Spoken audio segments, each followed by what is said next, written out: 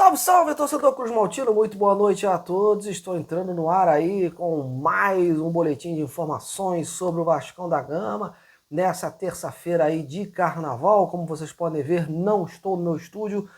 Preparei aí por esses dias aí, decidi viajar um pouco com a minha família aqui, subir a serra do Rio de Janeiro e para espairecer um pouco a mente, né, aproveitar aí esse período, até porque também estamos num período aí sem muitas informações relevantes. De relevante mesmo, esse jogão de bola que o Vasco vai ter amanhã, né, à noite contra o Nova Iguaçu, lá no estádio Newton Santos, e que já é uma antecipação aí para o jogo decisivo no próximo final de semana aí contra o Flamengo, que o Vasco vai precisar se superar aí para conseguir atingir a classificação para as finais do Campeonato Carioca. Mas mudança de chave, mudança de mente, de foco, o Vasco agora está focado no Nova Iguaçu.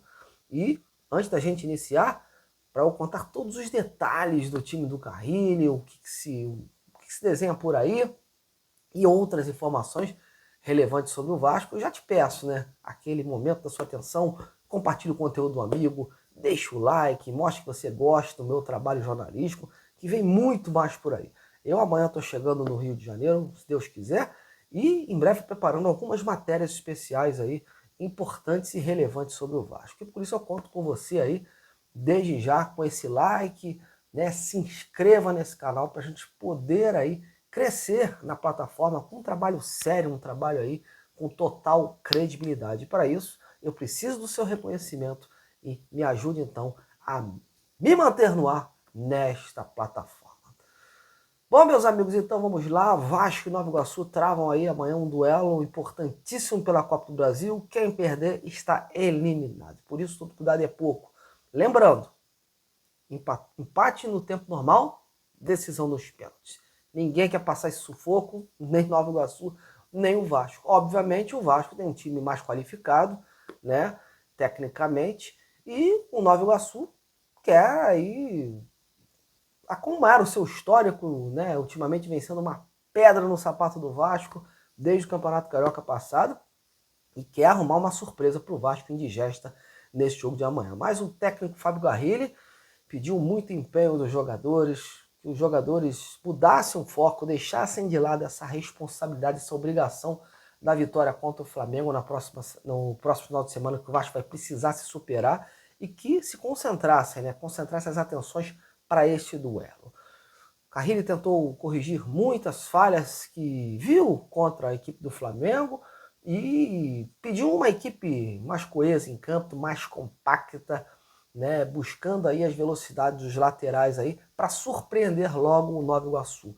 Quanto mais rápido o Vasco conseguir o seu gol, mais fácil a partida vai ficar e vai botar a responsabilidade para o Nova Iguaçu, que vai ter que se jogar para o ataque e aí abrindo espaço lá na frente para o Verratti aí tentar ser aí o elemento surpresa e conseguir meter, né, lá na rede, ele que tem cheiro de gol. Bom, meus amigos, há uma tendência do que o Carrilli deixe de lado por enquanto, né, ele que contra o Flamengo colocou 3 cabeças de área, que ele tire esse esquema de jogo aí e que bote uma equipe mais voltada para o ataque, né? Se comenta isso até porque o Tietê está vetado, está sendo preparado aí de repente para ser relacionado contra o Flamengo, né? Então, por hora, o Vasco não vai ter o Tietê, mas em compensação tem o Paulinho regressa aí na lista de relacionados, ele ficou de fora do Campeonato Carioca por motivo de cartão, na Copa do Brasil tudo ok. E a tendência aí é a continuidade, né, daquela base que o Carrilli vinha mantendo. Muito se fala aí dos novos jogadores, dos novos contratados. Enfim, os novos contratados, o Carrilli já deu recado na última coletiva após o jogo do Flamengo, dizendo que é muito cedo, né, para escalá-los desde o início, que tem esse processo de adaptação, de clima, de jogo, de estilo, e ele ainda está observando e vem colocando aí os jogadores aí numa crescente em campo. Já colocou o Lodi Augusto e o Garré, e agora a expectativa fica por conta do Nuno Moreira, que ainda não entrou, né? Muita gente acreditava que o Nuno fosse aí o primeiro da fila, por conta de que ele estava já, né, anos-luz na frente desses outros dois jogadores aí, até o Lloyd, que chegou um dia antes praticamente, né, teve um treinamento, e então a tendência é que esses jogadores eles entrem aí no decorrer do jogo. Em relação ao substituto do Tietchan, a tendência é que o Jair ocupe esta posição, mas o Cocão aí também está de sobreaviso, está também de olho nessa vaga daí. E caso realmente ele abandone esse esquema com 3 volantes, abre uma brecha aí para o Zuccarello ou o Paulinho, né, ocupar esse espaço com o Coutinho. E o Ryan, que na visão do Carrilho ele vem muito bem, né? Então a tendência é o Fábio Carille colocá-lo junto aí com o Verratti em campo. Enfim, do Fábio Carille a gente pode esperar tudo, né, meus amigos? Porque é um técnico que às vezes faz muitos testes, muitas observações, muitas avaliações e chega em cima da hora e acaba mudando a equipe. Mas se nada mudar assim do que está se planejando, o Vasco deve vir a campo com o Léo Jardim, o Paulo Henrique, o João Victor, o Lucas Freitas e o Lucas Piton, a meiuca ali com o Hugo Moura, o Jair, né, a princípio, Jair ou o Matheus Carvalho, e ali do lado dele o Zuccarello ou o Paulinho e o Coutinho, e na frente o Ryan e o Verratti. Mas, como eu sempre digo, surpresas podem acontecer aí, mas a tendência é o Fábio Carille colocar uma equipe mais voltada para o ataque, né, para intimidar até o Nova Iguaçu, mesmo ciente de que o Nova Iguaçu tem jogadores aí perigosos na frente, como o Xandinho, né? Há jogadores aí que têm velocidade, inclusive o Carille orientou bastante os seus centrais ali, os seus jogadores, para ficar de olho na recomposição. A recomposição é uma peça fundamental para esta partida contra a equipe do Nova Iguaçu amanhã. Então, vamos aguardar aí o que o Carille vai colocar a campo, vai trazer a campo, e a tendência no segundo tempo aí ele começar a mesclar aí, colocando esses jogadores que vêm aí do exterior, né? Os atacantes de lado.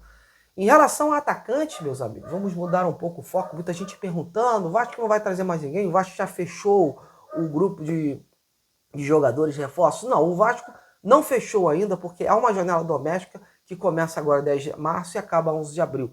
E nessa janela, o Brian Palacios, do Atlético Mineiro, é aguardado, já há um acordo aí, só que o Atlético estava querendo utilizá-lo aí nas finais do Campeonato Mineiro. E por isso, o Brian Palacios ainda não se transferiu. Mas o Vasco está aí aguardando que esta situação ocorra nesta janela. Assim como há possibilidade também de jogadores de outras posições chegarem, se a comissão técnica entender que há necessidade, né, ou por motivo de lesão, ou por motivo de não liga dos jogadores, que a equipe seja mais encorpada, né? Às vezes, muitas vezes, nesse meio campo aí, por exemplo, um volante também, o Vasco sempre está de olho nessas situações aí. Então, vamos aguardar que a gente pode ter realmente novidades a partir dessa janela doméstica aí, só que é uma janela mais restrita, né? O Vasco fica só ali com jogadores que fizeram os estaduais aí. Então, uma janela mais restrita, mas o Vasco está de olho porque a equipe não está totalmente fechada. Fechada sim, o ataque. Só a menos esperando aí o Palacios chegar para aí fechar o elenco para essas competições. E todos em São Januário estão aguardando essa vitória amanhã. Ninguém pensa numa desclassificação, seria muito ruim, o ambiente ia ficar muito ruim, né? Não só para a partida contra o Flamengo, como para a própria situação do treinador, né? Porque ia botar uma pressão muito grande, porque já não veio o time rendendo assim o suficiente, o esquema tático vem sendo contestado aí às vezes por conta desses resultados aí, e uma eliminação agora precoce da Copa do Brasil pesaria muito o ambiente. Mas há um entendimento no Vasco que as coisas vão acontecer, de que o time vai conseguir essa classificação aí, vai dar um gás extra aí para ir contra o Flamengo aí pelo Campeonato Carioca e tentar aí, né, a sorte, né, superar aí, né, essa imensa dificuldade. Realmente é um cenário muito difícil, o torcedor do Vasco está chateado, né, mas o torcedor do Vasco, né, espera que o time seja outro, né, seja um time aí participativo nos 90 minutos, que o time consiga manter um equilíbrio. Esse é o principal desafio do Fábio Carille, fazer com que o Vasco tenha um equilíbrio, né, e consiga aí manter um ritmo de jogo nos dois tempos, um padrão tático, né, que é uma coisa que ultimamente está muito difícil de acontecer. Bom, meus amigos, eu estou indo, amanhã eu estou de volta e com muito mais informações sobre o Vasco. Agradeço demais a sua audiência. Fiquem com Deus, bom carnaval, bom final de carnaval a todos aí. Até lá!